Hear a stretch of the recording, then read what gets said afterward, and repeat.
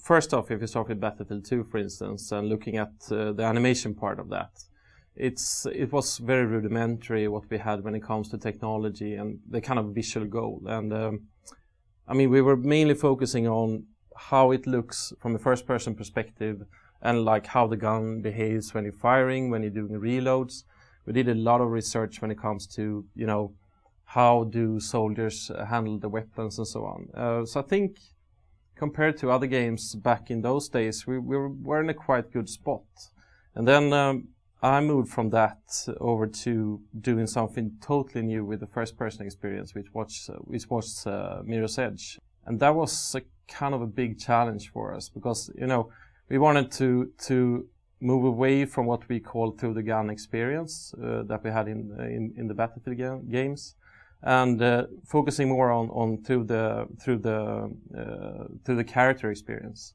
So what we find out while working on that project when it comes to animation was that you can't really just, you know, use motion capture and slap a camera on the head of that character, because what happens in real life when you run around and moving and so on is that your eyes are compensating for, you know, how you perceive the world. So if you tilt your head and if you jump up and land, the movement of the head there is not very useful for us. So what we needed to look into was what's actually happening in your brain while doing those kind of moves. So we start to talk about animate perception instead of animate movement, and that was actually big challenge for us, and nothing you can read about in, you know, animation books or that's nothing like that they teach out in animation schools or anything.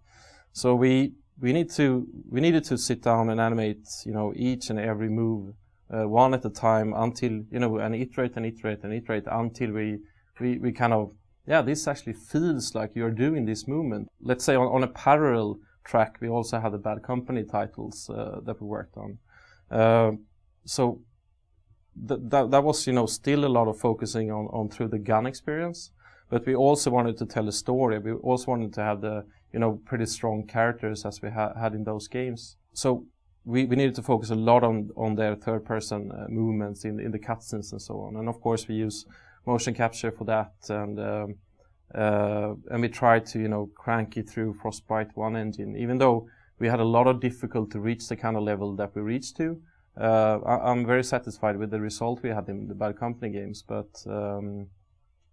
we felt that we needed to, you know, combine the kind of story-driven thing we had in Bad Company and the kind of, you know, realistic or very interesting movement we had in the first-person experience in Mirror's Edge game into one single thing, and that's what I think we are today.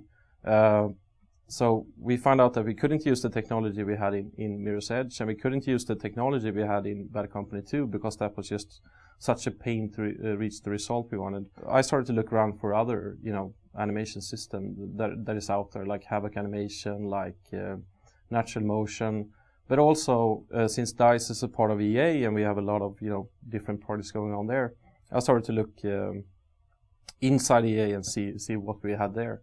And quite naturally, I started looking into the sport games because what they have is animation. I mean, that's what drives their games. It's a character moving on a soccer field or on a basket court, and it looks pretty good, I would say. There's basically a shelf where all the different game titles that are working with Ant, which is currently all the sport titles, and we are the first, you know, games label project that are working with it.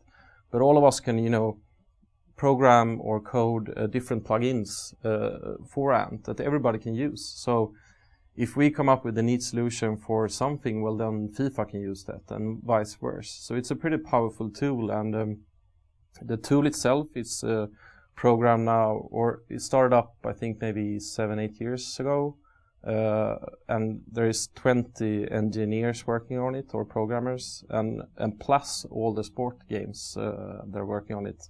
And all of that knowledge is kind of combined into this tool, which we call Ant.